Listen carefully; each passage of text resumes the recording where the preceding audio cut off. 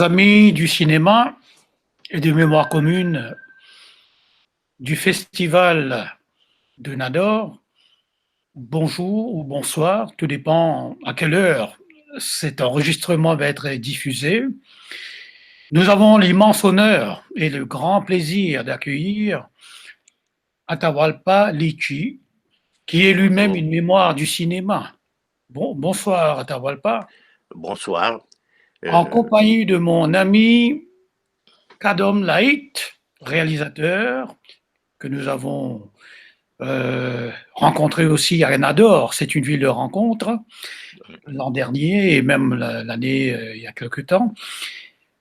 Alors c'est un masterclass très très spécial, si je puis dire, vu la dimension, n'ayons pas peur des termes, historique de notre invité, Atahualpa Lichi, qui est né à Caracas, donc c'est au Venezuela, et d'un père entomologiste, donc qui lui a donné le goût de la nature. Il nous parlera tout à l'heure de son enfance, du goût de la nature que l'entomologie lui a donné, et ensuite comment il est passé de cet amour des insectes à l'amour des pellicules.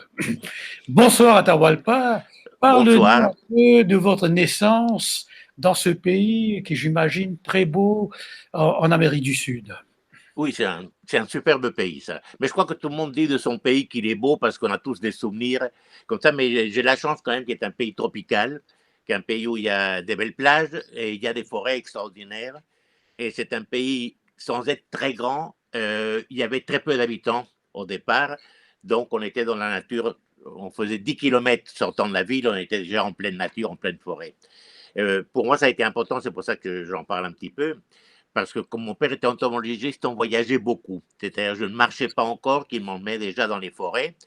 Euh, et vivre dans la forêt, c'est-à-dire, on avait une tente, on était les seules personnes au Venezuela à avoir une tente, et on allait dans la forêt, en montagne, etc. Et très jeune, je suis allé aussi en Amazonie, et ce qui m'a beaucoup marqué, parce que l'Amazonie est quelque chose de tellement fantastique comme, comme dimension de fleuve, de forêt, de personnes. Donc je crois que c'est quelque chose qui m'a marqué. Ça m'a suffisamment marqué pour que mon premier film de fiction soit une histoire que j'avais connue quand j'étais enfant, dans l'Amazonie. Rio Negro, c'est cette histoire d'un dictateur du début du XXe siècle, de cette région. Et je crois que tout ce que j'ai fait dans ma vie, euh, a à voir avec la connaissance des gens, avec la connaissance de la nature, et plus tard, bien sûr, viendrait le cinéma, qui est, je pense que si le cinéma m'intéressait, c'est aussi parce que c'est une façon de voir les gens et de voir des histoires des gens, euh, que je suis tellement intéressé au cinéma aussi. Alors, vous quittez ce paysage enchanté, féerique, et vous venez à Paris. Oui. Alors, racontez-nous ce voyage en quelques mots. Oui, alors si tu veux, il y a eu deux voyages. Je vais parler d'eux parce que le premier, c'est j'étais encore enfant, je dirais, j'avais 11 ans.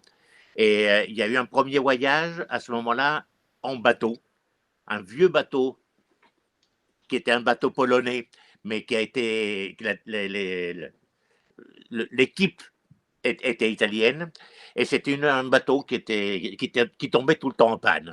Donc, restait en mer, mais ça m'a permis de connaître des villes comme Cartagena, en Colombie, où j'allais travailler plus tard, la Havane, où j'allais travailler plus tard, euh, et symboliquement, ce bateau est arrivé à Cannes, ville qui allait être importante pour moi aussi. Donc ce voyage a été un peu curieux. Puis il y avait très peu de monde. Il y avait un personnage sur le bateau qui m'a beaucoup marqué, qui était l'écrivain Hemingway, Ernest Ah, Hemingway, quand même. avec qui j'ai fait de la pêche, etc., enfant. Donc je dirais que ce voyage a été comme initiateur de le départ de mon pays vers un autre monde. Euh, il allait être un peu tragique le voyage à la fin parce qu'en arrivant en France, ma mère allait mourir. Donc il y a eu un moment très sombre. Mais c'était un voyage qui a eu cette importance de quitter mon enfance pour arriver dans un autre monde. Mais le voyage dont tu parles, Cal, c'est le voyage effectivement quand j'ai quitté le lycée. Enfin, après, je suis revenu au Venezuela, j'ai fait mon lycée au Venezuela. Et c'était la dictature de Pérez Jiménez, le colonel Pérez Jiménez qui était devenu général. Et à un moment donné, mon père, voyant que comme jeune étudiant, j'étais en train de prendre je veux dire, des activités politiques et il y avait la prison qui arrivait pour plusieurs personnes, etc. Donc, il m'a envoyé en France. À ce moment-là, ce que je voulais faire, alors d'une part, le goût de la nature faisait que je voulais faire un métier dans la nature. Une personne importante qui était un grand ami de mon père, beaucoup plus jeune que lui, mais ils ont fait énormément d'expéditions, c'était avec lui qu'ils ont fait des différentes expéditions en Amazonie. Il était géologue. Et quand je suis venu en France, je me suis dit, je vais faire de la géologie parce que je ne ferai pas la même chose que mon père, mais je serai dans la nature. Mais en arrivant, mais mon père était cinéphile et on voyait beaucoup de films. Et moi, j'avais trouvé dans la librairie française une histoire du cinéma, à Caracas, je parle, et que j'avais acheté et que j'avais lu, mais au Venezuela, il n'y avait pas de cinémathèque. Alors, je lisais qu'il y avait un cinéaste qui s'appelait Eisenstein, un autre qui s'appelait Renoir, un autre qui s'appelait Dovzhenko, mais c'était du texte. Et j'arrive à Paris, et ce sont les 60 ans du cinéma, donc vous pourrez voir l'année, c'est facile. Et Langlois, que je ne connaissais pas, je ne savais même pas qui était Langlois, a fait au musée d'art moderne les 60 ans de cinéma. C'était les 200 plus beaux films de l'histoire du cinéma pour lui. J'ai commencé à aller là parce que je voyais qu'il y avait Cuirass et Potemkin. Je me suis dit, bon, j'ai lu sur le film et je suis tombé complètement amoureux de voir des images historiques et pas uniquement les images des films contemporains comme quand j'étais Alors, enfant. alors, je vous interromps parce que vous avez mentionné le nom de Henri Langlois. Oui, Est-ce que c'est votre père en cinématographie? oui, oui. C'est mon père dans beaucoup de choses. Hein. Parce que, bon, d'abord, j'étais jeune. Ma conception du cinéma était un petit peu celle de tout le monde. Pour nous, le film, c'était l'acteur. On voyait un film de Gary Cooper, on ne disait pas que c'était un film de Raoul Walsh. Et avec lui, j'ai commencé à apprendre que le cinéma, c'était autre chose, que c'était des cinéastes, que c'était aussi une équipe qui travaillait. Et puis surtout, il y a une chose, ça c'était capital. Je me souviens que après, parce que après j'ai travaillé avec lui, on a sauté une étape, j'ai travaillé avec lui, je suis devenu son assistant.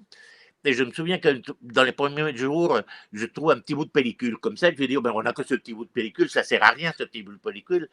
Et il me dit, malheureux, j'ai pas une pellicule, parce que demain, on va peut-être trouver tout le reste du film, il va manquer ce petit bout de pellicule pour faire le film complet, alors on ne jette jamais rien. Et il me dit, fais attention, parce qu'en général, les gens disent qu'il y a des chefs-d'œuvre et des œuvres qui ne sont pas intéressantes. Mais les œuvres qu'aujourd'hui, on ne dit pas intéressantes, demain, on va dire que c'est des chefs-d'œuvre. Donc, on garde tout, on voit tout, et il faut toujours voir tous les films comme importants. Et ça m'a changé complètement ma façon de voir, parce que jusqu'à ce moment-là, je pensais qu'il y avait une pyramide. Il y avait Eisenstein, Chaplin, etc. Et puis, de l'autre côté, un cinéma commercial pas intéressant. Pour moi, ça a été capital. Et ce côté capital a fait que j'ai commencé. Comment? Pardon, excusez-moi de vous interrompre. À ce moment-là, vous tombez, je dirais, de plein pied dans le long métrage, là. Oui, long métrage et tout, parce que ce qu'il y avait de bien dans Langlois, c'est que c'était cet historien de cinéma, mais qui s'intéressait au cinéma nouveau. C'est-à-dire, on voyait à la cinémathèque les grands classiques, mais aussi les jeunes cinéastes. Et on voyait du documentaire et de la fiction, et on voyait des courts-métrages et des longs-métrages.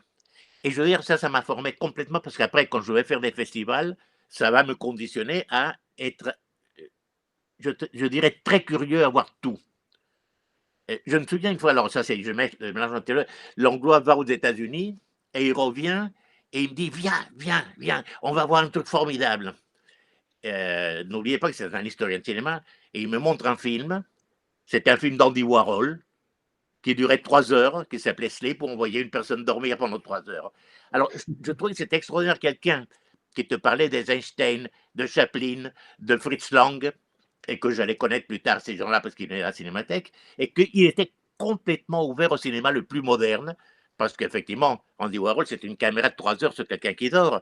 Comment quelqu'un s'intéressait à Fritz Lang, et je trouvais que c'était formidable. Et je veux dire, pour moi, ça a été capital, parce que c'est vrai que je crois que si ensuite, je dirais, j'ai fait plutôt des bonnes sélections dans les festivals, c'est parce qu'on était ouvert à tout. Et quel que soit le film qui venait, elle nous intéressait. Et surtout, on était curieux de découvrir des jeunes cinéastes et de découvrir des pays qu'on ne connaissait pas cinématographiquement. Non pas qu'ils n'avaient pas de cinéma, c'est qu'on ne les connaissait pas parce que dans les années 1960, etc., on ne voyait que les grands pays producteurs, l'Italie, les États-Unis, la France, l'Espagne à ce moment-là, mais on connaissait mal le cinéma asiatique, on connaissait très mal le cinéma africain. Et c'est là où j'ai commencé à connaître également l'importance de l'anglois. C'est que de voir ces jeunes cinéastes, par exemple, il y a eu un hommage à Joris Ivens, qui était un formidable documentaliste, mais je ne le connaissais pas.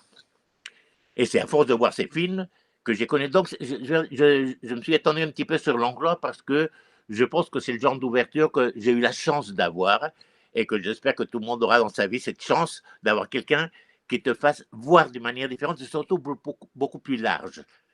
Ça, cette précision était importante parce que vous vous situez là dans un moment précis de l'histoire du cinéma où, bien entendu, les cinémas les plus visibles, les plus audibles, étaient les grandes productions américaines ou européennes et rarement, en guillemets, les réalisateurs et les productions de la marge d'autres pays. Et Oui, ça ouvre votre regard sur le monde, parce que absolument. c'est quelque chose. Est-ce que cela a eu un effet sur une étape importante de votre vie? C'est la création de la quinzaine des réalisateurs au Festival de Cannes. Oui, oui, ça a eu une importance. Je suis passé par plusieurs étapes entre-temps, parce que je crois que le cinéma, c'est comme une drogue. Déjà, comme spectateur, plus je vois de films, ou plus on voit de films, plus on a envie de voir de films. Et plus on découvre de cinéastes, plus on a envie de découvrir d'autres cinéastes. Et plus on découvre des cinématographies de certains pays, plus on a envie de les connaître.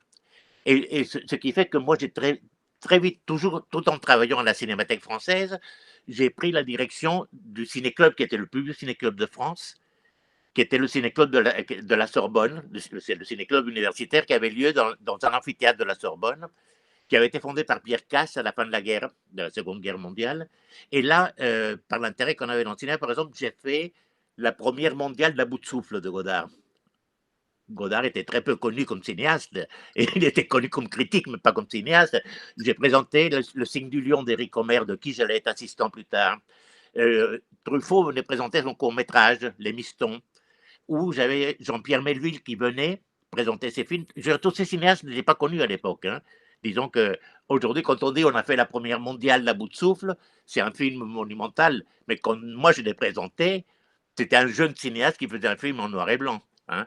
Il est devenu monumental parce qu'il était monumental, mais après, il a eu ce succès. Donc, je crois que l'anglois m'a permis de connaître ces gens-là parce qu'on était spectateurs de la cinémathèque. N'oubliez pas que tous ces jeunes critiques des cahiers du cinéma venaient voir des films à la cinémathèque et je les voyais, enfin, on était ensemble. Donc, on parlait. Et quand ils ont commencé à faire des films, j'ai eu cette chance d'avoir cet amphithéâtre de la Sorbonne et qui était un ciné-club extraordinaire. Donc je veux dire que ces étapes m'ont marqué, ça vient de l'anglois et ça vient de l'ouverture qu'on peut avoir sur le cinéma et le goût de découvrir du nouveau. Et ce goût de découvrir du nouveau nous fait faire ce ciné-club, le continuer en tout cas, et ensuite arriver à la quinzaine des réalisateurs.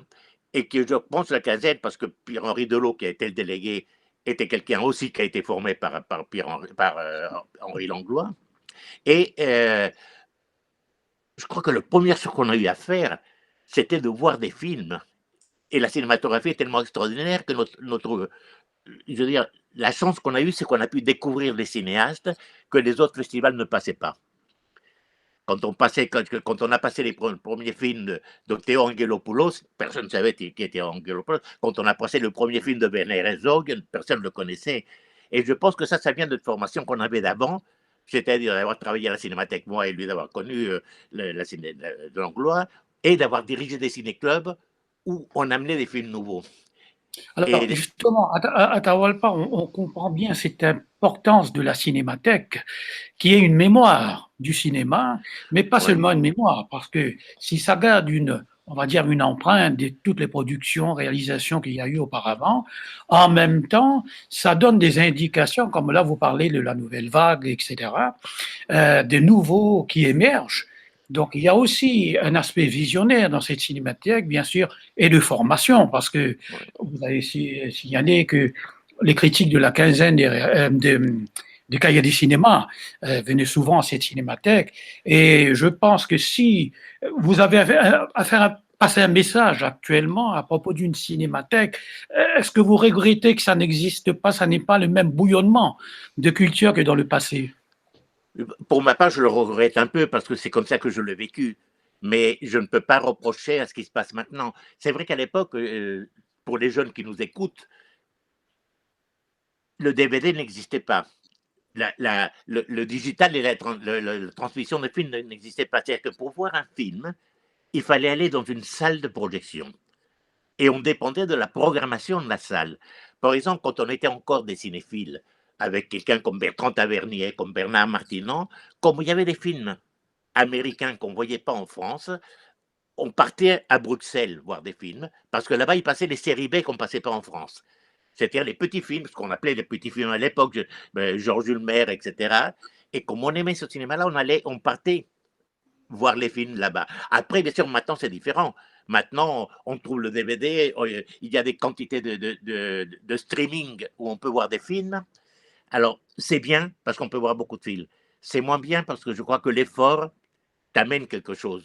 Je me souviens, par exemple, quand on partait en plein hiver en Belgique en voiture avec du verglas sur la route et que tout d'un coup on arrivait dans un petit village parce qu'on voulait voir un film de Raoul Walsh qu'on ne connaissait pas et qu'on s'installait dans une salle de province de la Belgique et on voyait le film de Raoul Walsh, on avait mérité aussi de voir ce superbe film. Et je pense que ces efforts sont importants. Mais je ne vais pas reprocher aux gens d'aujourd'hui qui ont la chance de pouvoir tous des films que nous, on mettait 5 6 ans à revoir, hein, eux, ils peuvent le voir sur un clic. Alors, c'est vrai que je préfère que les gens aillent dans les salles. Et quand un film passe dans une salle, je demande toujours à mes étudiants, à mes amis, non pas de le chercher en streaming, mais de prendre le bus jusqu'à la salle de projection et de le voir dans la salle de projection. Parce que l'impression qu'on a d'un film dans une salle, avec un public qu'on ne connaît pas mais qui est un public, est complètement différente que la façon de le voir chez soi, alors, sur son ordinateur ou même sur un écran grand, parce que maintenant, heureusement, il y a des grands écrans.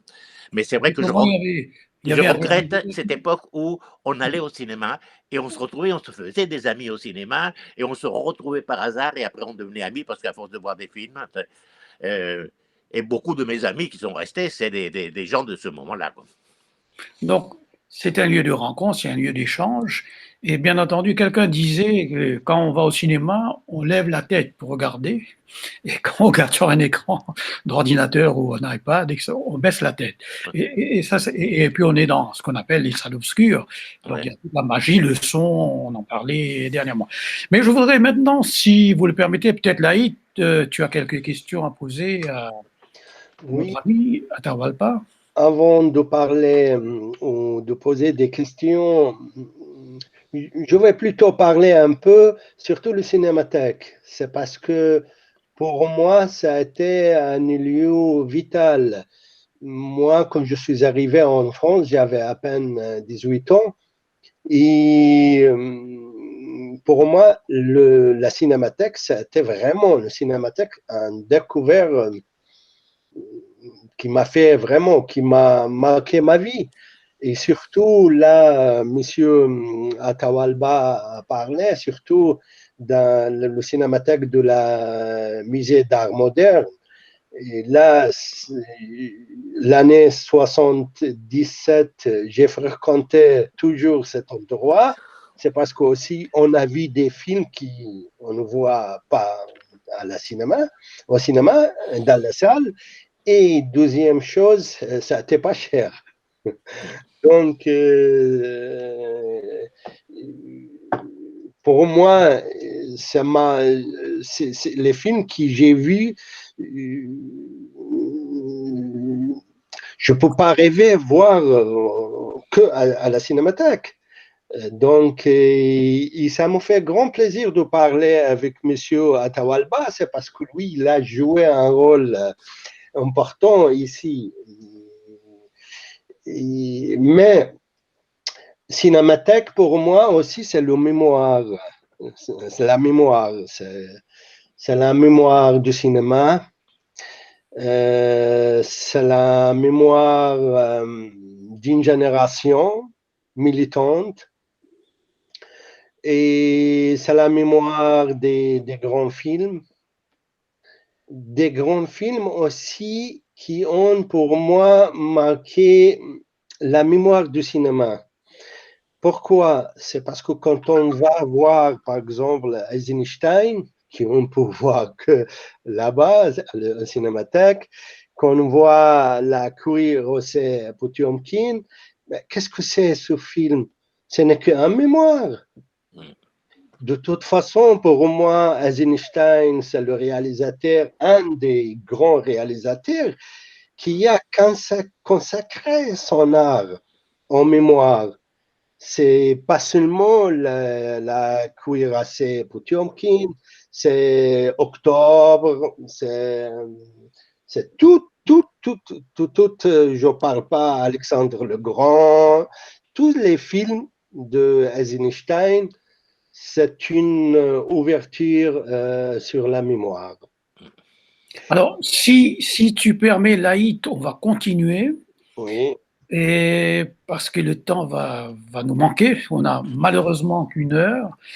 Et là, si tu as aussi des questions par la suite, je voudrais qu'on parle du documentaire, parce que on a compris que pour toi, comme pour moi, j'ai découvert les grandes œuvres à la Cinémathèque, et ça, tu parles vraiment d'une mémoire générationnelle. Je souligne ça, je suis tout à fait d'accord avec toi. Je reviens à Atahualpa pour lui poser la question. Il a dû avoir un regard d'entomologiste à un moment.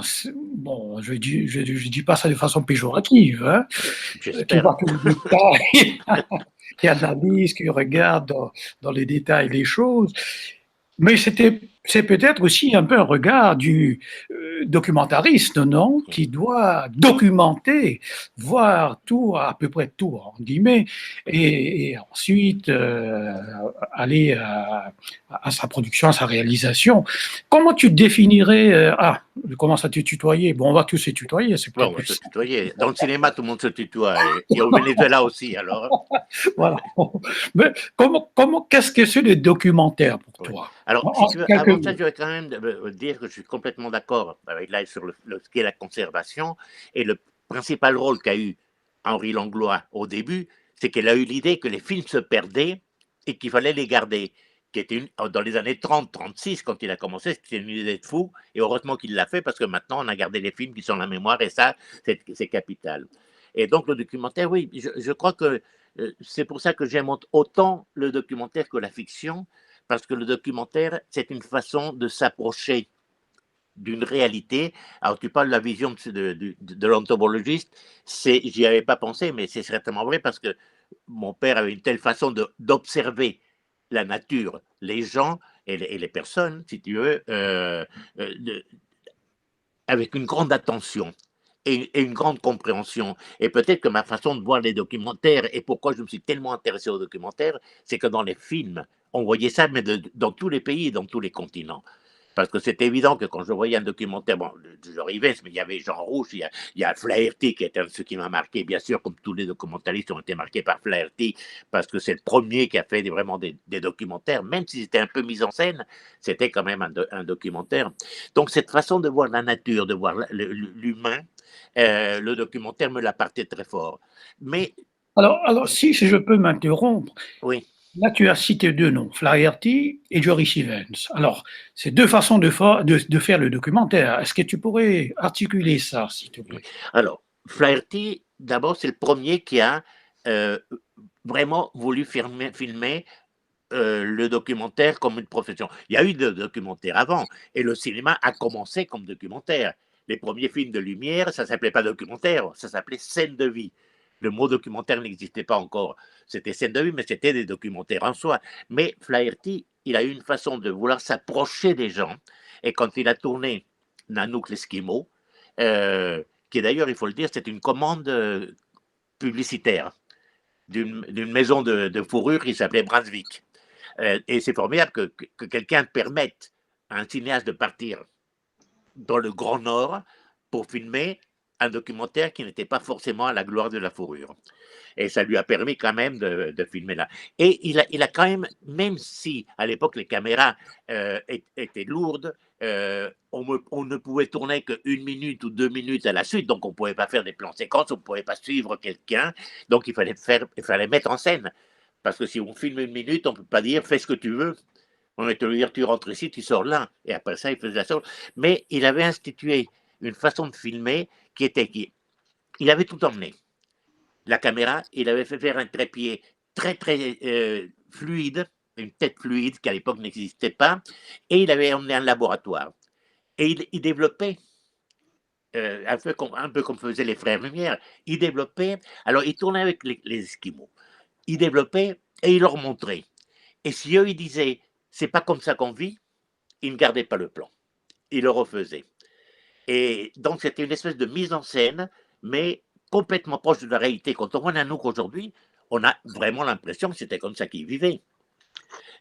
Donc cette réalité-là est formidable. Et les autres films qu'a fait Flaherty, ensuite, c'était toujours une forme d'approche, toujours avec un petit léger sens de la mise en scène, pour les choses que je dis de la caméra.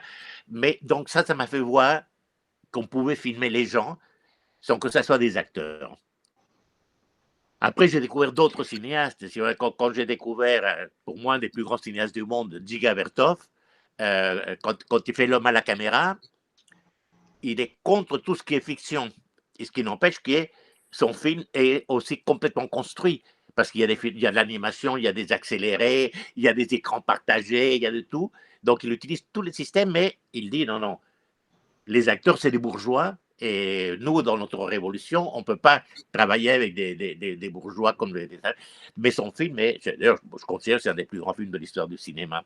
Mais c'est toujours ça, c'est s'approcher des gens, mais avoir un point de vue personnel. Et ça, je le dis souvent à mes étudiants, la définition du documentaire. Il n'y a pas la question, quand on dit point de vue personnel, le problème de vérité. Oui. L'éthique, est-ce que ça se pose? Si tu veux, il y a les différentes choses. C'est évident que dans le documentaire et le documentariste, il y a de tout type, comme toujours. Moi, je pense que l'éthique du documentaliste, c'est de ne jamais transformer la réalité que l'on filme pour faire dire aux gens des choses qui correspondent à ce qu'on veut dire. Si je suis en train de filmer avec des gens, c'est ce qu'ils disent qui m'intéresse, non pas ce que moi je pourrais penser de comment ils vivent.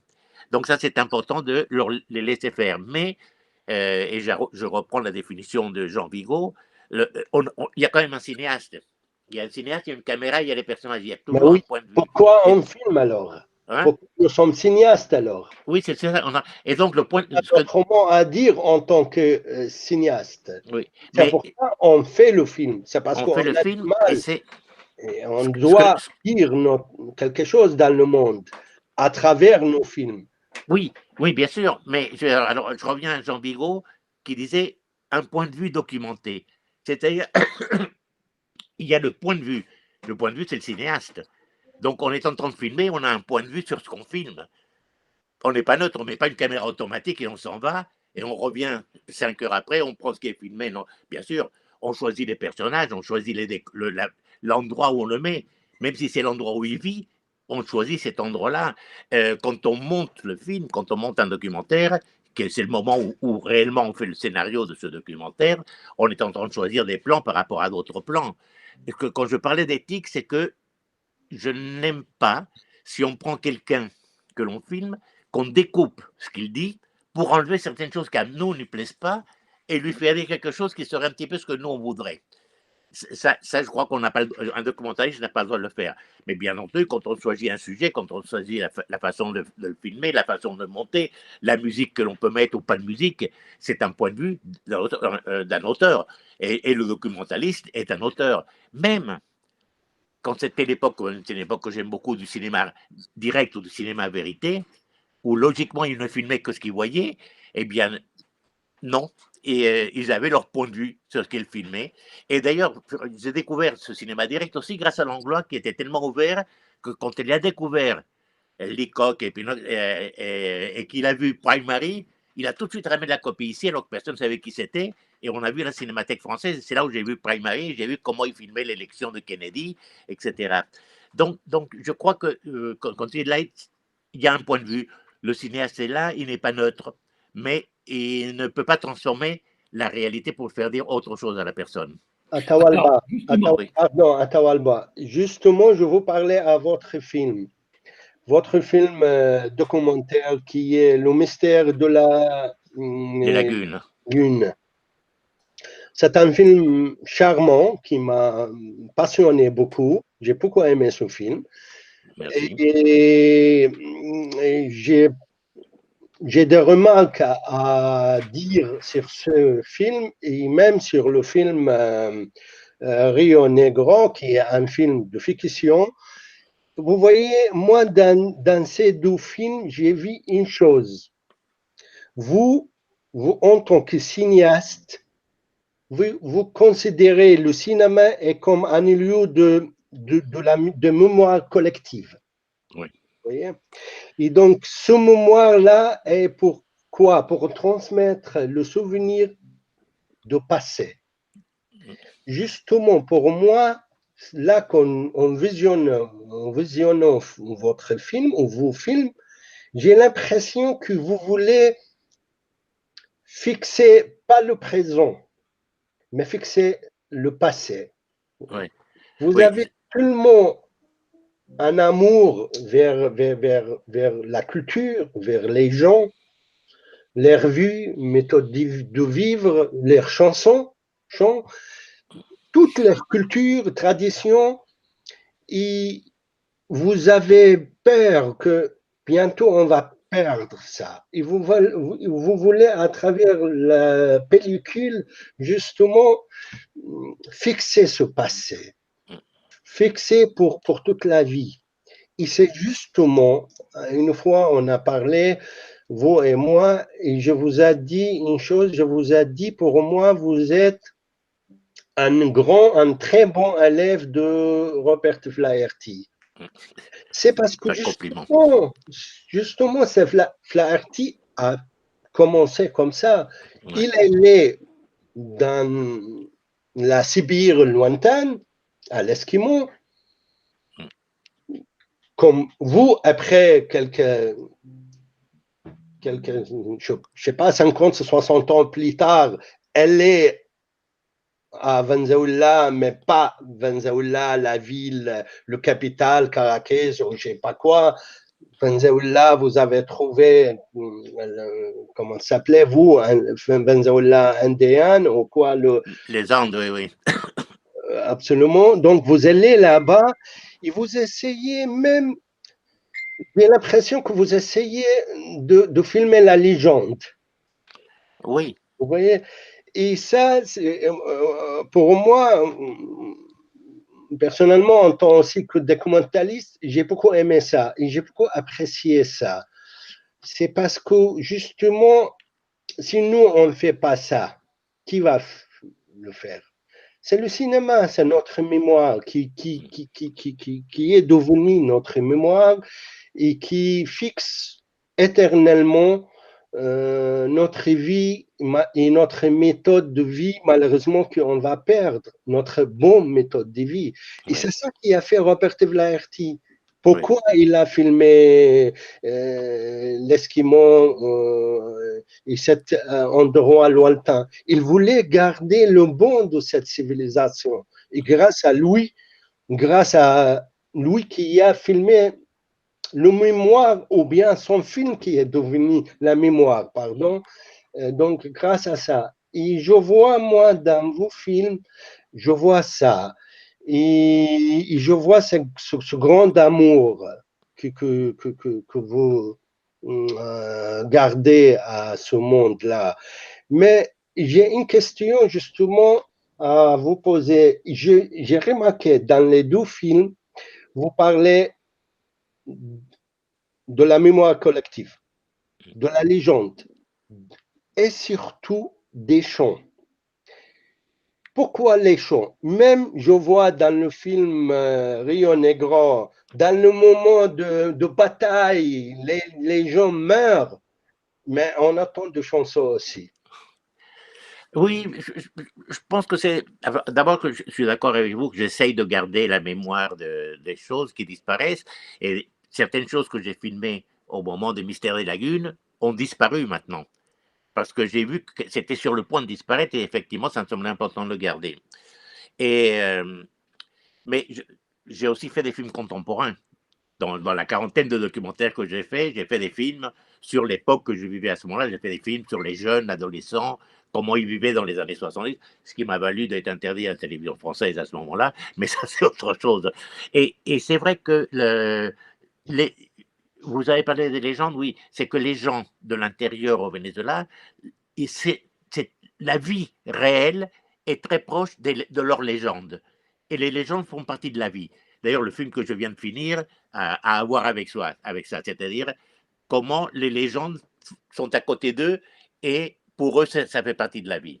Et les chansons, oui, parce que ça, je pense que c'est un goût que j'ai depuis longtemps sur la musique, sur les chansons, et je pense qu'avec des chansons, on peut retranscrire certains sentiments mieux qu'uniquement avec des dialogues, et surtout dans les documentaires, des fois, je trouve que quand il y a un commentaire, ils sont parfois lourds. Pas toujours. Quand on voit les films de Chris Marker, les commentaires sont absolument extraordinaires. Mais il y a certains documentaires, des fois, que l'on voit qui semblent intéressants, mais le documentaire est comme, le commentaire, pardon, est comme insistant. Il redécrit l'image, il vous fait remarquer. Je veux dire, si on filme une montagne et qu'elle est belle, je pense que je n'ai pas besoin de dire au spectateur, regardez, la montagne est belle. En voyant l'image, il la voit belle. Et avec une chanson, on peut lui donner une dimension artistique plus forte, mais aussi plus réelle. Et, et c'est pour ça que dans le Mystère des Lagunes, il n'y a pas de commentaires, c'est que des chansons. Toutes les chansons, c'est des chansons que nous avons faites exprès pour le film, avec des textes de Diana qui est ma femme et de Raphaël Salazar. Mais chacun, c'était des textes qui devaient décrire, je veux dire, qui devaient parler de la séquence que je filmais. Et cette chose que d'ailleurs, les quelques amis qui avaient vu le film avant m'ont dit, t'es fou de faire ça avec des chansons, les gens vont quitter la salle. Et c'est une des choses qui a plu le plus, en fin de compte. Comme quoi, des fois, c'est bien de prendre des risques. Euh, c'est dangereux, parce qu'on peut se casser la figure, mais des fois, ça marche. Et là, pour le Mystère des Lagunes, mais bon, je ne suis pas le seul à avoir utilisé des chansons. Bertolt Brecht a utilisé des chansons dans ses œuvres. Il y en a eu d'autres. Mais c'est vrai que je suis très proche de ça. Et dans mon nouveau film, il n'y a pas autant de chansons que dans le Mystère des Lagunes, mais il y a quand même quelques chansons.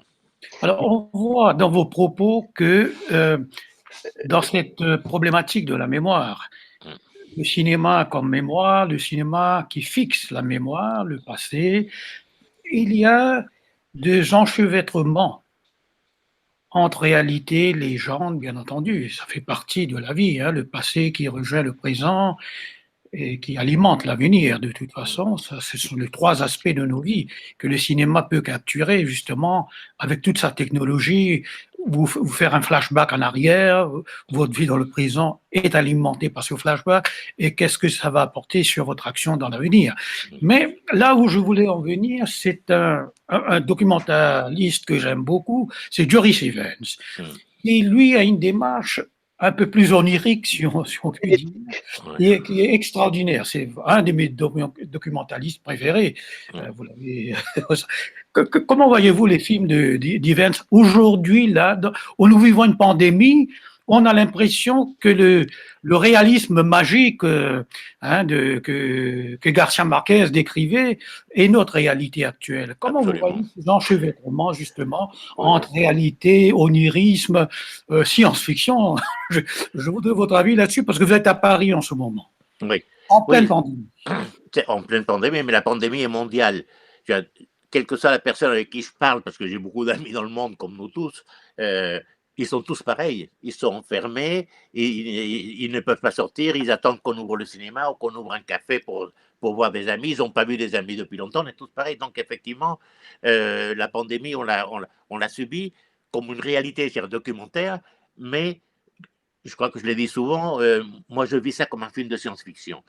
Quand je suis dans l'autobus et que je vois tout le monde, et moi aussi, avec le masque, j'ai l'impression que je suis dans un film. Je n'ai pas l'impression que je suis dans une réalité, puisque j'ai vécu 70 ans avec une autre réalité que le masque.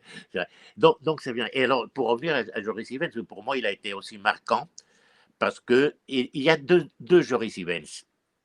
Il y a le Joris Ivens poétique, celui du début, celui de Pluie, celui de Pont, celui de La Seine a rencontré Paris, et le Joris Ivens politique. Et il a fait beaucoup de films politiques. À l'époque, d'ailleurs, il travaillait beaucoup pour les pays de l'Est européen, qui à l'époque étaient les pays communistes. Et, et là, je crois que des fois, ça lui pesait un petit peu, mais vu son talent, il arrivait à faire passer des messages. Dans Les Fleuves du Monde, par exemple, il a eu cette idée qui n'était pas tellement nouvelle à l'époque, enfin, je veux dire, qui était complètement nouvelle à l'époque, pardon, c'est que de demander à des réalisateurs, un réalisateur africain, un réalisateur d'Amérique latine, de filmer un fleuve de son continent. Et après, lui, il a tout ramassé et il a fait un film qui sont Les Fleuves du Monde, et qui était une façon pour marquer la lutte des classes dans les différents pays. Et donc, c'est une façon d'impliquer d'autres personnes. Et comme il a beaucoup voyagé, il a filmé dans le monde entier. Moi, je l'ai vu filmer en Chine, il a filmé en Amérique latine. En Amérique latine, par exemple, il a aidé à former quelqu'un comme Patricio Guzmán, grand documentariste aujourd'hui. Il a travaillé avec lui quand il a filmé Valparaiso. Et moi, j'ai bien connu lui parce que j'avais écrit un livre sur lui. Et à l'époque de La Seine a rencontré Paris, Georges Sadoul, qui était un grand critique de cinéma, me l'a fait rencontrer. Et donc, j'ai suivi tout le film, et même dans le film, j'apparais un petit peu comme acteur, je dirais, tout plan. Et disons que ce côté poétique de Joris Ivens n'est pas commun dans le documentaire. Parce que si vous voulez, ce sont des poèmes. Que ce soit Pluie, que ce soit le Pont, que ce soit La Seine rencontre Paris, c'est des poèmes. Ah, bien sûr, La Seine rencontre Paris, en plus de ça, le texte est un poème de Prévert, donc c'est encore plus poétique, mais sa façon de filmer était un poème. Un poème qui racontait la vie. C'est les enfants sur le bord de la Seine, c'est les ouvriers, parce qu'à l'époque, sur les bords de la Seine de Paris, il y avait des ouvriers. Maintenant, non, maintenant, il n'y a plus que des voitures, ou maintenant, on supprime les voitures. Voilà. Mais je crois que cette façon qu'il a eue de filmer de manière poétique une réalité, pour moi, ça a été important. Et justement, là, on peut évoquer Buñuel, par exemple, hein, Oui. surréalisme. Et Buñuel a tourné en Amérique du Sud, surtout au Mexique, où il a presque été celui qui a lancé l'industrie cinématographique mexicaine. Comment vous voyez ce lien entre cet aspect un peu onirique, poétique, et le message politique du film? C'est que je ne vois pas, pour moi, il n'y a pas tellement de différence. Hein. C'est une forme d'expression. Hein. Il y a des gens qui font des films politiques qui sont d'un ennui total, même s'ils correspondent un petit peu aux idées que l'on peut avoir. Et il y en a d'autres que, justement, sur les mêmes idées, savent le faire. Je dirais, là, il parlait du cinéma soviétique, que j'aime énormément parce que je trouve qu'il y a eu un langage extraordinaire. Alors, à l'époque, aujourd'hui, c'est des pays différents, mais par exemple, Dovzhenko est un cinéaste qui est un cinéaste politique. Ses films sont politiques, mais il a une vision poétique. Et sa façon de filmer est une façon poétique de filmer cette vision du socialisme qu'il avait. Et je pense que les grands cinéastes ont cette façon de filmer. Je veux dire, les premiers Scorsese ont ça. Jean Renoir l'a eu toute sa vie, cette façon de filmer. Sternberg l'a eu. Et je pense que c'est important qu'il y ait dans la façon de parler ou de filmer, je dis parler parce que pour moi, un film, c'est la parole que l'on donne. La façon, oui, il a été dire quelque chose. Donc, justement, Devgenko a caché la politique derrière la poétique. Oui. C'est parce que Devgenko, c'est un cinéaste très particulier, très courageux. Il a critiqué le communisme, il a critiqué le régime soviétique dans tous ses films. Mais il l'a fait d'une façon très poétique pour que la censure ne le voit pas ça. Il est très bien réussi. Oui, oui, oui. Ça fait partie du langage cinématographique d'arriver à faire passer des choses, y compris dans les moments où logiquement on ne pourrait pas le faire passer. Donc, le message social, justement, il y a des langages cinématographiques. Là, on parle d'école, de mouvement, etc. Tu as parlé tout à l'heure de la nouvelle vague, hein, oui. donc très très rapidement.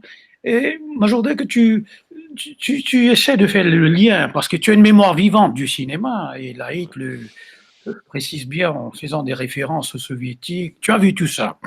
Entre la nouvelle vague et le nouveau réalisme, par exemple, au cinéma, le nouveau réalisme, cinéma italien. Est-ce que ça existait en Amérique du Sud? Je sais que ça existait en Inde.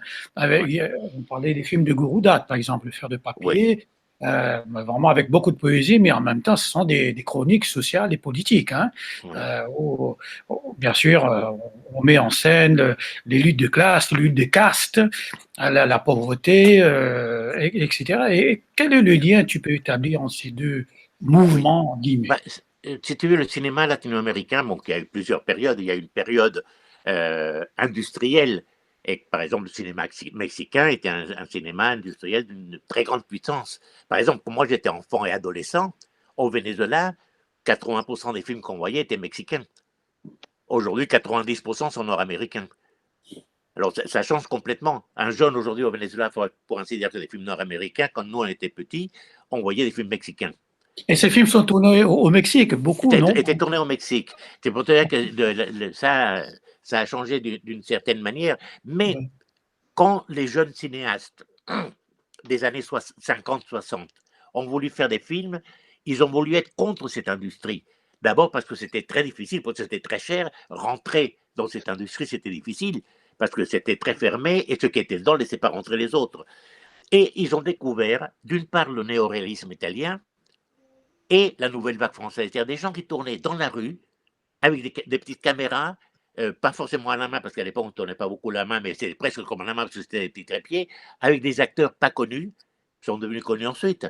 Anna Magnani est devenue connue ensuite, mais elle n'était pas connue quand Rossellini l'a fait tourner. Belmondo n'était pas connu quand Godard le faisait tourner. Ils sont devenus connus après. Et donc, beaucoup de jeunes cinéastes de l'époque se sont dit, mais nous aussi, on peut filmer comme eux. Et donc, Nelson Pereira dos Santos, Fernando Bir, etc., influencés par ça, Raúl Ruiz, plus tard, ils ont commencé à faire. Donc, il y a toute cette nouvelle période que je connais bien parce que j'ai fait des films dessus, que ce qu'on appelait le nouveau cinéma latino-américain, qui est né dans les années 55-60 et qui dure jusqu'à maintenant, je dirais, parce que c'est une espèce de suite logique. Maintenant, ça a changé peut-être. Donc, il y a eu une grande influence de la nouvelle vague, encore plus de néoréalisme et du documentaire. Est-ce qu'il y a un rôle particulier que Herzog a joué là-dedans? Herzog? Oui. Herzog est venu après. Ah, d'accord. Oui. Si tu veux, avant, il y a eu Fernando Bir, qui est un des pères. Si vous pouvez voir son court-métrage qui s'appelle Tire et Die, c'est extraordinaire. Tout ce qui va être le cinéma latino-américain, ça dure une demi-heure, hein, tout le cinéma latino-américain qui va venir ensuite, qu'on va tellement aimer, Glauber Rocha, etc., sort quand même d'un film comme celui-là et comme un film de Nelson Pereira dos Santos qui s'appelle Rio 0 degré, 40 degrés, qui sont des films, je veux dire, qui sont un constat social à travers le prisme de la vision d'un cinéaste. Glauber Rocha va venir ensuite, et lui, avec sa vision complètement délirante et surréaliste, va parler des mêmes choses, mais avec un langage, je dirais, surréaliste. Hein. Herzog, il viendra beaucoup plus tard, et il ne va pas influencer. Je dirais presque que c'est lui qui a été influencé par ce cinéma-là, parce qu'il a vu, c'était quelqu'un de très intelligent, mais aussi très cinéphile, qui a vu les films. Et effectivement, il a ensuite beaucoup tourné en Amérique latine, puisqu'il a tourné Fitzcarraldo, on ne va pas tout citer, mais il a tourné beaucoup là, et il aimait beaucoup l'Amérique latine. Mais donc, je pense qu'après, des cinéastes qui sont venus après, qui ont travaillé avec lui, ont peut-être été influencés par lui. Mais il n'a pas eu une influence sur la création du cinéma latino-américain. Attends, pardon. Je vais rentrer sur vos films. Oui.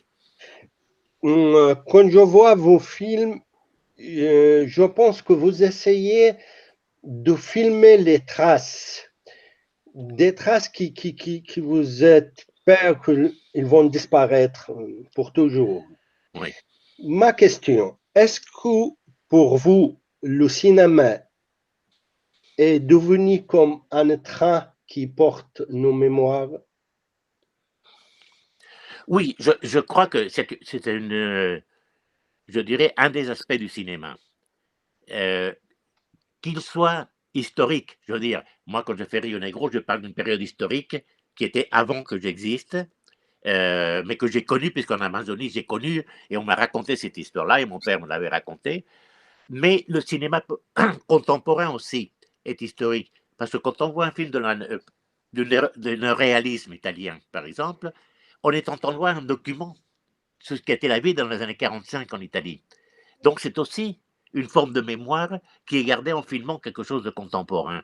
Et je crois que le cinéma a, dans la bonne reconstitution historique, je dis la bonne parce qu'il y a des mauvaises reconstitutions, ou dans la manière de filmer la vie contemporaine, euh, une façon de regarder l'histoire et de garder la mémoire.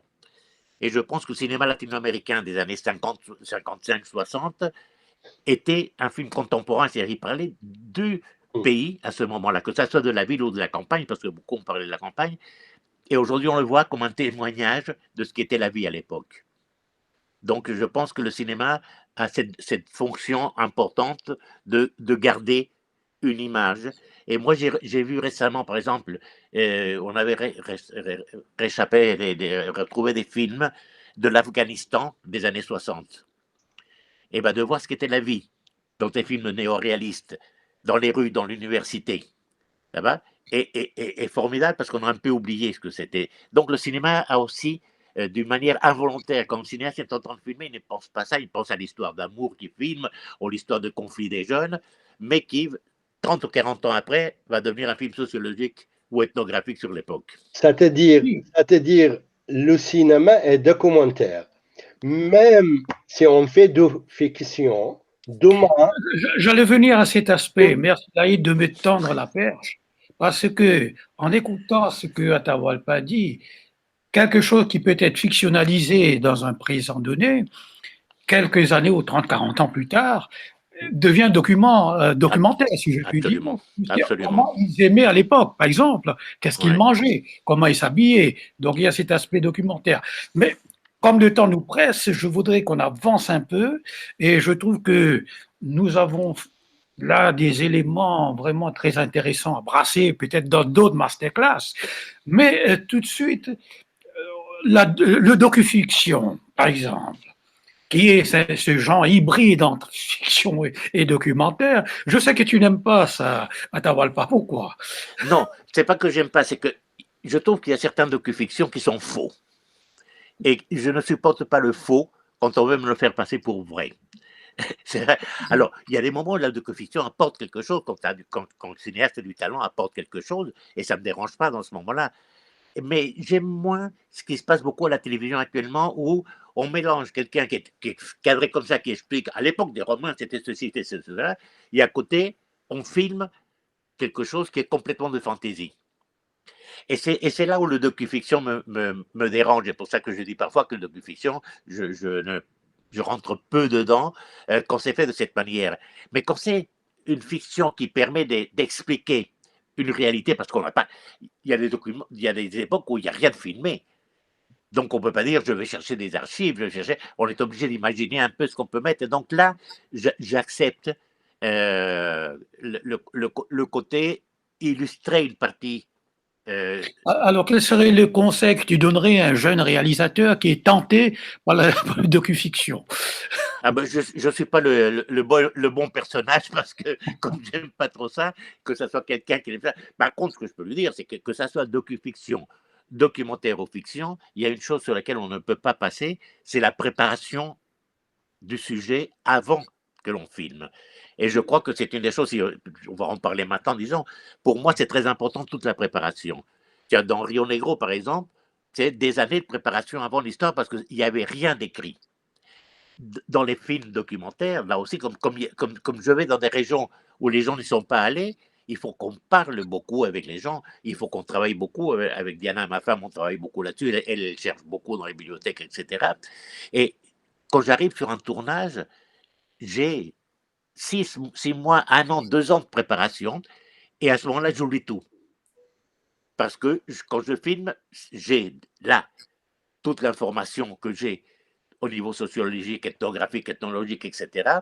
Mais quand j'ai les gens devant, c'est eux qui m'intéressent. Alors, avec le background, je peux improviser leur tournage et les laisser se développer comme ils veulent. À aucun moment, je leur dis ce qu'ils doivent répondre ou comment ils doivent faire. Bien sûr, si je veux filmer quelqu'un qui est en train de cuisiner, par exemple, je lui dis à peu près comment, à quel endroit se mettre par rapport à la caméra, etc. Mais après ça, la personne fait comme elle veut. Et aussi, quand je fais des entretiens avec des gens, c'est une façon aussi de les faire parler. euh, Soit je veux qu'on écoute ce qu'ils disent et qu'on ne soit pas distrait, alors je les mets sur un fond neutre. Un mur, un extérieur neutre d'un arbre ou autre. Par contre, si je veux qu'on comprenne quel est son travail, ben je peux le filmer avec derrière le lieu où il travaille. Si c'est une usine, si c'est la pêche, la pêche. Donc là aussi, je crois qu'il n'y a pas une seule méthode. Sinon, ce qu'on veut faire, on utilise un recours différent. Par contre, au fur et à mesure que j'avance dans l'âge, par rapport à ce que je faisais au début, effectivement, je parle beaucoup avec les gens pour moi m'informer, mais je ne leur dis pas quelles questions je vais leur poser. Parce que je me suis aperçu que en discutant avant de filmer, je leur pose la question. Après, quand je filme, ils m'ont déjà répondu. Ils n'ont pas l'habilité de vouloir redire la même chose. Alors ça, je laisse de manière spontanée les entretiens. Alors, euh, je vais te poser justement dans cette optique, par rapport à ce que nous vivons, c'est une pandémie, donc c'est une épidémie globale, pour expliquer ça rapidement, ouais, avec cette Covid-19.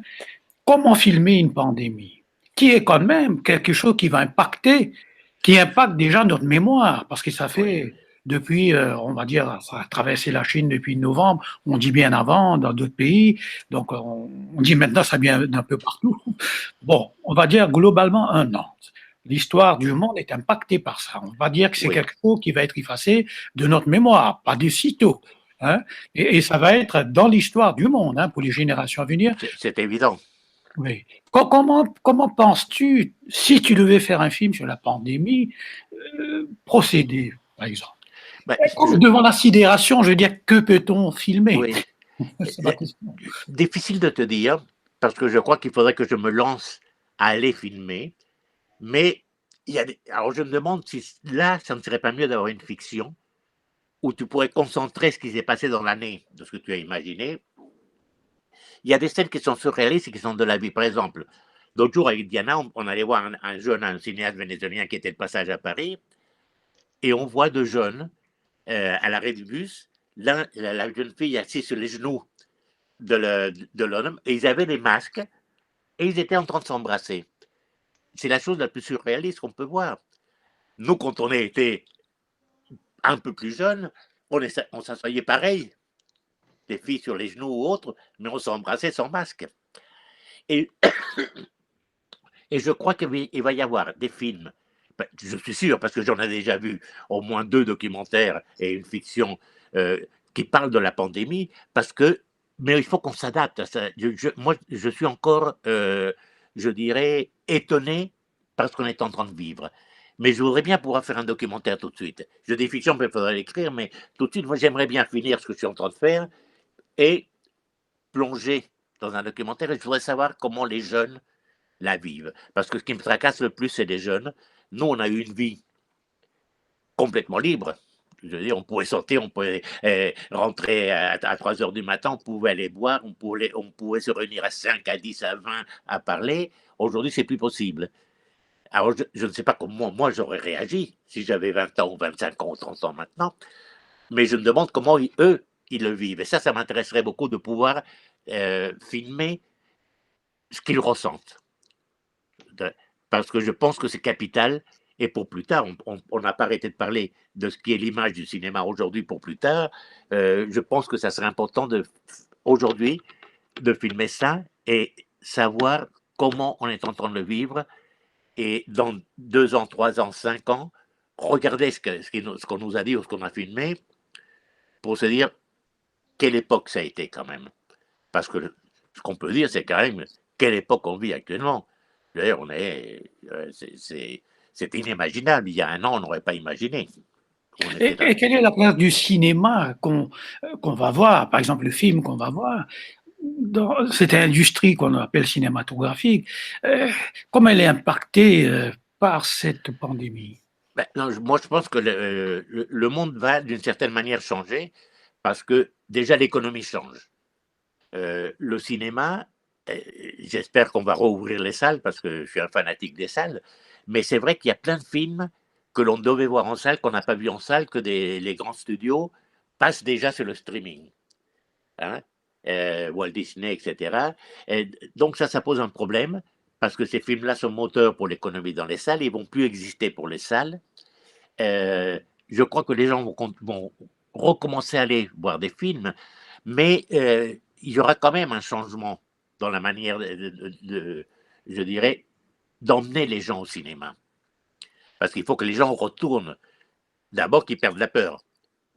Parce qu'en ce moment, il y a des gens qui ont peur. Il y a beaucoup de gens qui disent, oh, dans les cinémas, on peut attraper le virus, etc. Donc, cinéma, théâtre, opéra, donc qui perdent ça. Et il faudrait qu'il y ait à nouveau des productions qui amènent des gens. Je pense que la production, même si elle change, elle continuera à être une production qui amènera les gens, parce que les gens, le cinéma fait partie de cette vie. Mais si j'étais producteur aujourd'hui, et je me demande qu'est-ce que je vais commencer à filmer. Je ne parle pas d'un film qui sera filmé en train de terminer. Qu'est-ce que je vais lancer comme production? Je me poserai beaucoup de questions, mais vraiment beaucoup de questions. De qu'est-ce qui pourrait attirer le public. Je ne dis pas le film commercial parce que ça c'est autre chose, mais les films d'auteur, qu'est-ce qu'on pourrait faire? Voilà. Parce qu'il y a eu des grands producteurs, que ce soit aux États-Unis, en Angleterre, en France, des Bromberger, des Valliot, etc. Qu'est-ce qu'ils auraient envie de produire aujourd'hui? Alors, peut-être avant de laisser, comment je dire, peut-être un petit temps pour conclure, hein, parce que je pense que nous avançons et le temps passe très vite avec Oui. nos deux amis et cette mémoire prodigieuse. Je suis vraiment en train de boire du petit lait, hein, avec tout ce que tu racontes là, cette traversée du siècle, on peut dire, hein, d'une partie du siècle. D'une partie du siècle, si, parce que tu ramènes des choses de 1923, d'avant, etc. Mais je voudrais situer peut-être, parce qu'on a parlé de gens, bon, rapidement, de documentaires, de fiction lyrique, de fiction politique, poétique et poétique, etc. Parler de la science-fiction. Et à un moment, je sais que tu penses que la science-fiction des années 40 donne déjà une indication d'un passé de la mémoire. Est-ce que la science-fiction, bon, pandémie ou non pandémie, ce serait une mémoire du futur? Bah, ça a souvent été une mémoire du futur, parfois réelle, parfois fausse. Si aujourd'hui on voit le film de Kubrick 2001, 2001 n'a pas été pareil à ce que proposait Kubrick, mais il a quand même parlé d'un certain futur, et d'un futur qui existe, qui sont les satellites, la vie interplanétaire, etc.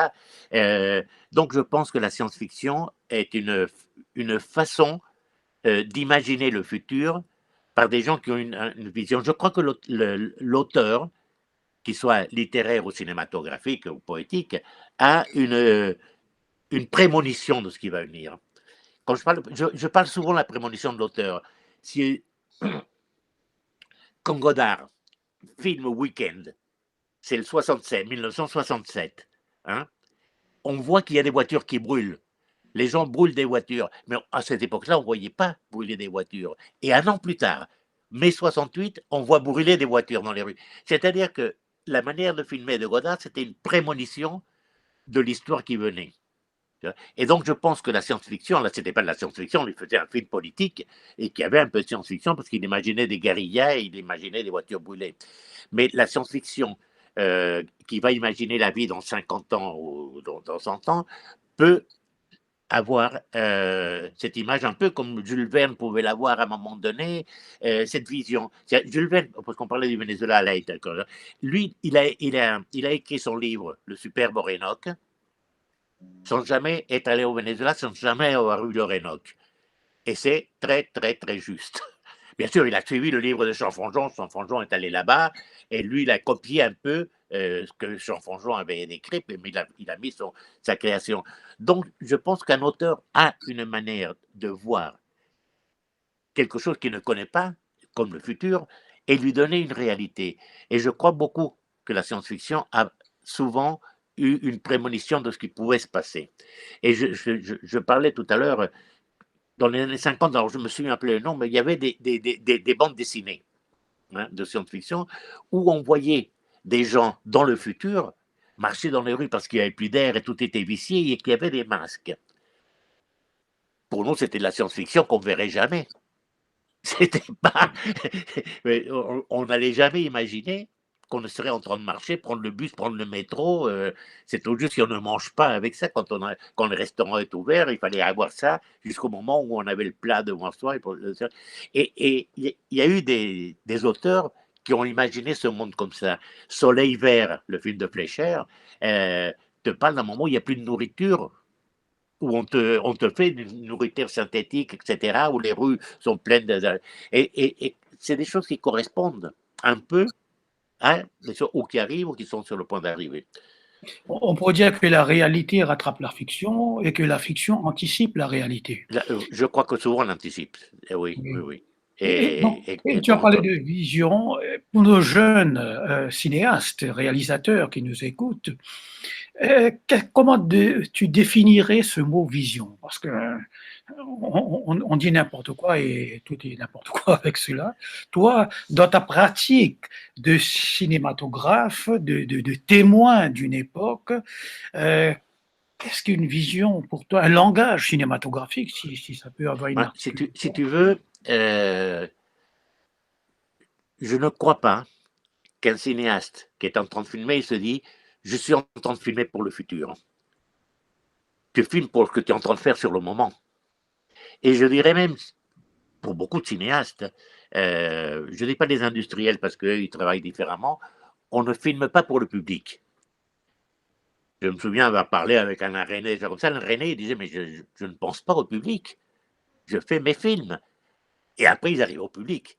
Mais c'est quand tu te dis, ah non, je vais mettre ici une femme nue parce que ça va plaire au public, ou je vais mettre ici 3 coups de poing parce que ça va plaire au public, où on fait des erreurs. Et donc, je crois que le cinéaste qui est en train de filmer, il filme ce qu'il filme aujourd'hui, même si c'est en constitution historique, en pensant au film qu'il filme aujourd'hui. Et s'il devient une vision du futur, comme 2001, etc., c'est aussi parce que ce présent qu'on filme se transforme en quelque chose dans le futur. Mais je ne crois pas qu'on soit en train de faire une œuvre pour dire, dans 30 ans, on dira que j'étais prémonitoire. Je ne pense pas. S'il y en a qui le font, ben c'est très bien. C'est pas moi. Laïc, tu as une question? Laïc. Non, mais là, ta question, ça a été pour moi très intéressant de parler des films qui voient les futurs ou qui essayent de voir la future. Ça, j'ai un petit commentaire que le cinéma, c'est pas seulement l'instrument qui fixe le passé, c'est l'instrument aussi qui fixe la future. Oui. Donc, vous savez, pour moi, le cinéma a changé la conception de la mémoire. Oui. Est-ce que vous êtes d'accord, M. Atawalba, de ça? Oui, je suis complètement d'accord parce que effectivement, le fait de pouvoir voir des images du passé ou du présent pour plus tard fait qu'on a une vision différente de uniquement voir de l'écrit. Et c'est vrai que cette façon de pouvoir filmer, et c'est pour ça que j'insiste un petit peu aussi sur le fait que les films de la réalité du moment sont des films de documents du futur. Parce que il y a une réalité dans l'image qu'on ne peut pas nier. Quand on voit Nanook être avec les phoques et s'approcher des phoques, on a un plan où il est là et il avance vers les phoques sont là, ou les éléphants de mer sont là. Et ça, même si quelqu'un a fait des très beaux dessins ou des très belles peintures, on ne voit pas comment il marche, comment il s'accroupit. Et donc, je pense que l'image, surtout quand il y a le talent d'un réalisateur derrière, c'est une vision qui reste comme un document du passé et un document du futur.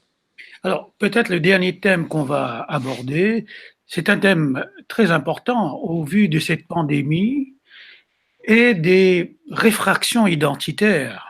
Tu as parlé des restrictions de liberté, mais on se rend compte aussi qu'il y a des violences. L'espèce humaine n'arrive pas à se penser comme une espèce. Elle retourne vers ces batailles reptiliennes, des différences de culture, de religion. On a tout actuellement, la guerre de tous contre tous. On se demande si tout le monde n'est pas devenu fou et si le cinéma parmi d'autres moyens, d'autres arts, pourrait pas mettre un peu d'ordre dedans. Mais je veux venir maintenant à l'idée de la représentation de l'autre. Parce que tu as parlé de cet Esquimau, Nanook, comment il vit, parce qu'à l'époque, on ne pouvait pas aller au pôle Nord aussi facilement, même maintenant, hein, je ne sais pas, un endroit où je vais passer mes vacances. Hein. Donc, c'est un peu le film ethnologique, ethnographique, etc., mais en même temps qui nous restitue dans nos humanités. Alors, il y a Jean Rouch, je voudrais que tu parles un peu comment tu vois Jean Rouch, et de l'autre côté, il y a ce cinéaste allemand, Hans Schomburg, on a parlé. Lui, il disait, il était chasseur, hein, il allait filmer chez Chasse en Afrique, et après, il a dit, j'ai changé la caméra pour traquer la vie, j'ai changé le fusil contre la caméra pour traquer la vie. Alors, il y a cette idée de traque, je voudrais que tu t'exprimes là-dessus. Est-ce qu'on traque la vie avec une caméra? Parce que forcément, on l'a dit, de toute façon, il y a une petite mise en scène. L'angle que tu vas privilégier pour filmer, bon, il y a les codes techniques, la lumière, etc., etc. S'il y a du bruit, le son, comment tu vas positionner le personnage. Bon, mais dépassons cela. Comment on représente l'autre, comment on résiste à l'exotisme, comment on résiste aux stéréotypes. Par exemple, maintenant, nous revenons à ces vieilles formules industrielles de la création de l'autre pour le fustiger, pour le mettre à la marge. Et toi qui viens malgré tout d'un continent qui bouillonne, on aura un changement de président. C'est quand même majeur, peut-être c'est la bonne nouvelle, mais j'espère que les démocrates vont pas reprendre la bonne vieille guerre. On va changer de président aux États-Unis, enfin on changera de toute façon en janvier, même si Trump conteste. Comment l'Amérique du Sud est représentée, par exemple, par le mainstream cinéma? Comment vous voudriez être représenté et comment on représente l'autre? Laïd, c'est une question aussi qui s'adresse à toi. Comment dans la cinématographie actuelle, mondiale, l'image de l'autre est véhiculée? On commence par Atahualpa. C'est une question très vaste hein, que tu poses oui, là. Hein. Oui, il y a énormément. Il y avait même plusieurs questions dans ta question. Mais tu peux développer. La vision qu'on veut avoir de l'autre, je pense qu'elle ne nous intéresse pas beaucoup. Moi, je ris un petit peu quand je vois des films nord-américains filmés dans les années 30-40 et qui parlent d'Amérique latine, parce qu'effectivement, c'est souvent d'un immense folklore et loin de la réalité, mais on le voit comme quelque chose de kitsch. Pardon.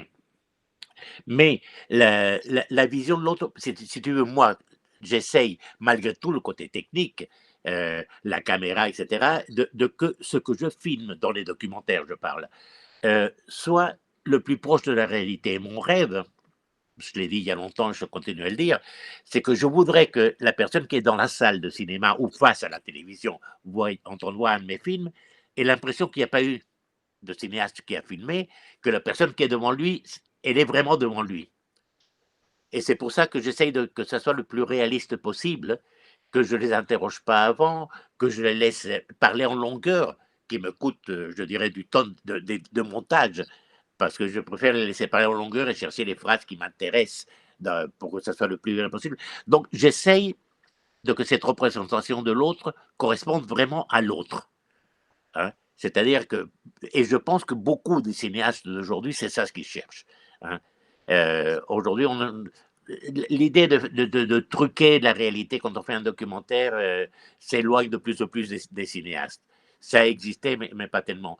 Donc, je pense que la façon de filmer l'autre, c'est de le mettre dans des circonstances telles que le spectateur qui va le voir ait l'impression qu'il est devant cette personne. Mais c'est évident, nous, on a eu le temps de préparer le film, de connaître la vie de la personne ou de l'entourage, de filmer, de monter les sons, des fois de mettre de la musique, des fois une chanson. Et tout ceci, c'est pour essayer de donner l'image de cette réalité. Moi, ce que j'espère, c'est ça, c'est que ma façon de filmer l'autre fasse que le spectateur le voit comme quelqu'un de naturel. Là, Et de vrai. Et moi, tu as posé une question pour moi très importante. C'est parce que, écoutez, quand on parle de ce sujet, moi, je dirais bientôt, on parle de la frontière. Ici, la question est là. C'est la frontière. Où est la frontière entre la fiction, le fiction et le documentaire? Oui, est-ce que les frontières auparavant, à l'époque de Flaherty, étaient les mêmes entre les fictions et le documentaire ou ils sont changés aujourd'hui?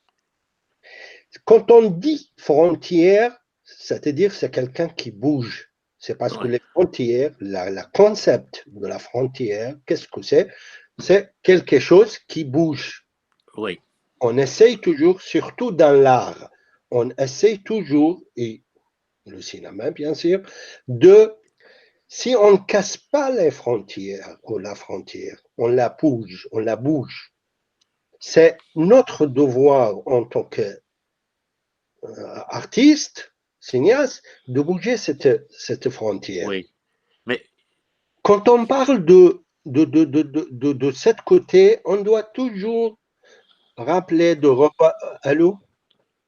on t'entend. Hein? On t'entend, oui. Toujours aller à Robert Flaherty.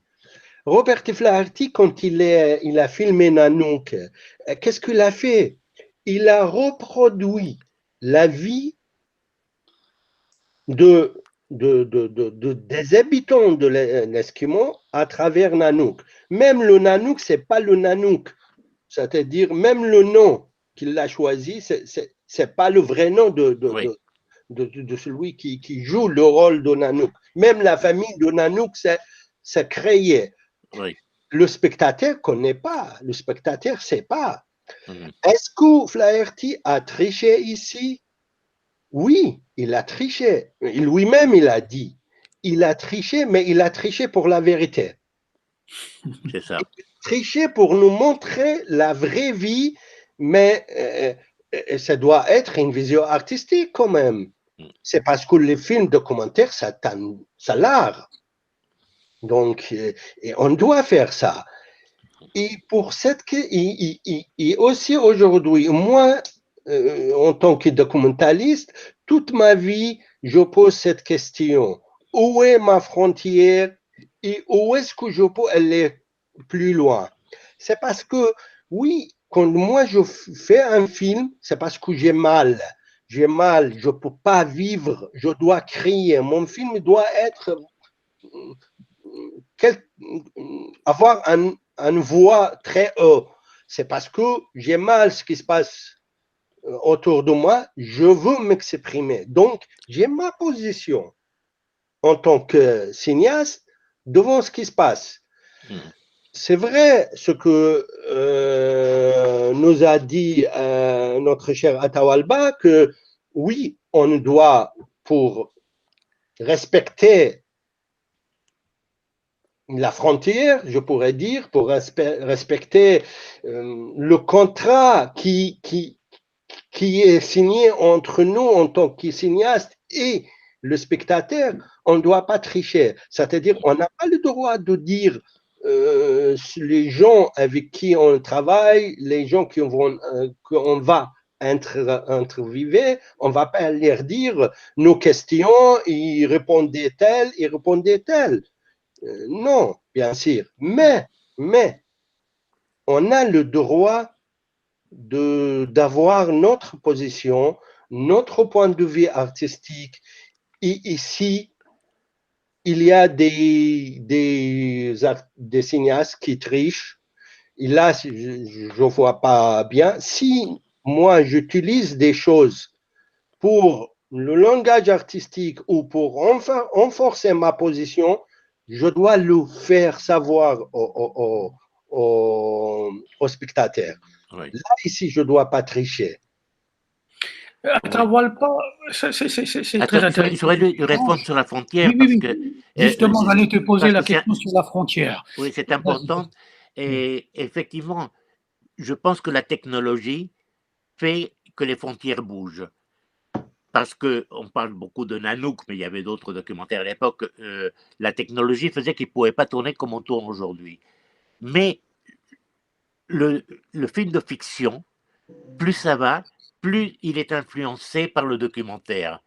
Et plus il est filmé comme un documentaire. Si tu vois les films de Ken Loach, je ne parle pas de ces documentaires, je parle de ces fictions, il les tourne comme des documentaires. C'est tourné dans la rue, les acteurs sont vrais, comme si c'était des vrais personnages. Et je Oui, pense que la frontière, elle a bougé de ce côté-là, du studio hollywoodien ou du studio français.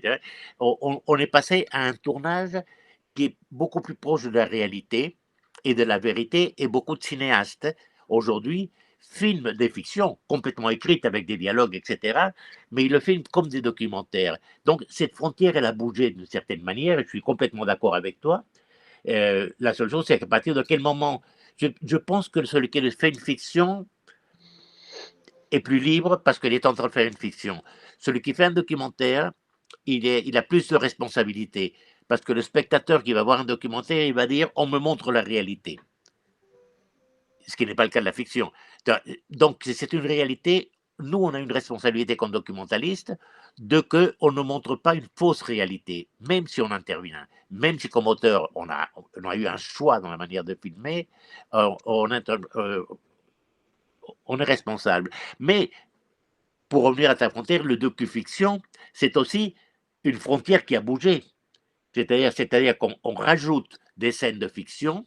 Je ne parle pas de réalité parce que là, je pense que c'était nécessaire à ce moment-là de filmer de cette manière. Mais aujourd'hui, on rajoute des scènes avec des acteurs, avec des vêtements différents pour expliquer quelque chose dans le documentaire. Et là aussi, c'est une frontière qui a bougé. Donc, je crois qu'aujourd'hui, les frontières sont beaucoup moins définies que dans les années 60-50, où quand est apparu le cinéma vérité, où un documentaire était un documentaire et une fiction était une fiction. Alors, Et je pense que justement, je pense que la télévision a aidé à ça aussi. ce que tu dis est très intéressant, cette idée de porosité de frontières. On voit même que dans certaines productions des majors, hein, ils te font croire qu'ils se filmaient avec une petite caméra ou un téléphone. Oui. Donc, c'est presque la réalité de quelqu'un qui prend une réalité en face et il en fait un film, tu vois, comme on fait tous nos petits films avec nos téléphones, nos iPhones, etc. Donc, c'est un peu pervers, mais et ça donne des fois des entrées extraordinaires au box-office. Hein. Oui, Donc, oui. ça montre malgré tout. Et il faut des faux documentaires, c'est-à-dire qu'ils font même des caméras qui bougent Oui. pour donner l'impression que c'est plus réaliste, alors qu'ils ont toute la possibilité de faire des caméras fixes, etc. bien sûr. Oui, stable plutôt que fixe. Tout à fait. Alors, le temps nous presse, nous sommes obligés de mettre un point qui n'est pas final, j'espère, à cet échange très riche. Et merci beaucoup à Atahualpa Lichi, qui, hein, Laïd sera d'accord avec moi, est une bibliothèque et cinémathèque vivante. Un grand plaisir. Il faut doublement le Merci. classer comme patrimoine mondial. Parce que je pense que Non, pas encore patrimoine, laissez-moi vivre. Bon, mais, il y a des patrimoines vivants. Hein, tu sais. Donc, et je pense que, voilà, tu vois, Naïd qui parlait de trace, fixer la trace, ce serait intéressant aussi qu'on fasse un documentaire. Hein, Naïd, si on peut travailler sur lui un jour, sur notre ami Atahualpa Lichi. Ça me donne cette envie de le faire. Donc, il faut trouver maintenant, après la pandémie, comment, tu vois, ça peut être un projet post-pandémique ou avec la pandémie, on va vivre avec pendant quelques temps, parce que le vaccin, nous dit-on, c'est pas à gagner tout de suite. Hein. Mais il faut qu'on s'habitue aussi à ça. C'est-à-dire qu'il faut qu'on continue à vivre, il faut continuer à créer, ça c'est important. À créer, à poser une voix, à bouger les frontières, comme dit Laït, et que l'on puisse. Bah, voyez, on fait ça dans le cadre du festival de Nador, où On fait en ligne parce que cette année, ce n'est pas possible de se voir physiquement en présence. On a raté beaucoup de couscous et des poissons grillés. On va les manger là-bas.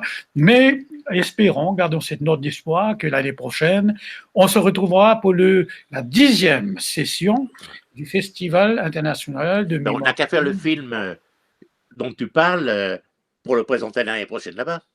Ah, Laït. Moi, je suis disponible. Ah, super. Non, mais on regarde cette idée.